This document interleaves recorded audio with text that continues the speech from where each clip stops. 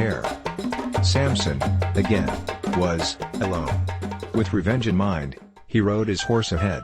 And when his father's life, Manoah, was nearing its end, he rode home and his father instructed him to share the gift he had received. After his death, he did not shed a tear. He became a wise and helpful judge. The Philistines did not attack. What is strength?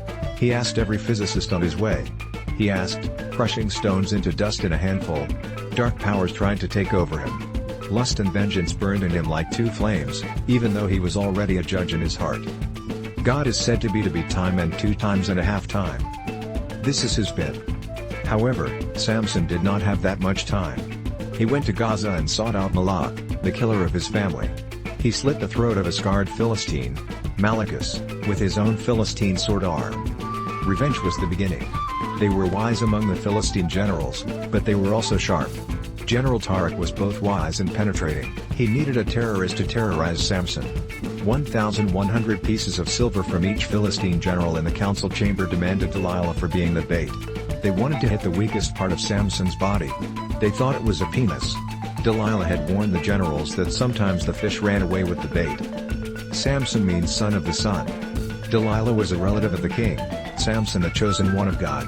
The lion's power made the night meaningful. And in the morning he brought her a jug that 2 men couldn't carry. Of course, woman, he told a secret about the hair, and it drained his strength. And so have guys for thousands of years. And then they regret when they have time and 2 times and a half. But they don't have that long, except after death. Who are all these Delilahs in the world? Patriots? What is their Ian? Barcode, code? She pierced his soul to snatch the secret of strength from him. He said 7 new ropes first and tied him at night and he tore them apart in the morning. He loved her body, heart and soul, and saw no danger. He kept the pact with God at the beginning. He did not want to reveal his only gift from God. And yet there is one universal rule in the entire universe: don't give a woman your credit card. To check is to destroy, he told her. If you knew the source of my strength, you would like to check if it is true. She cut off his braids and handed them over to her Philistine people. They took him and asked where his God was. They saw the comet's head picking up from the dungeon. The time has come to straighten the neck. The cowardly Israelites finally took up an uprising against the Philistines. They calculated their chances of survival. They brought Samson from the dungeon to the Philistines. Blinded, Samson lay as he spoke of his God. The menace restored his sight. The general of the Philistines, Tarak, led armies of thousands against the Israelites. Samson saw in his heart the victory over Israel.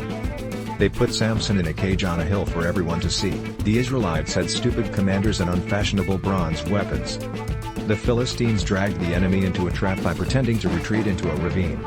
Samson was still blind in the cage. He heard the moans and the clash of weapons. Horses bit each other, people slaughtered. The chariots came. Israelites defeated. The battle is over. Jechiel crawled to Samson's cage to die. Samson cried. Dead bodies littered the valley. The people rejoice. The victory was great. The toothless souls flew away. The foreskins have been cut off. Slaves filled the quarries with screams under the whip.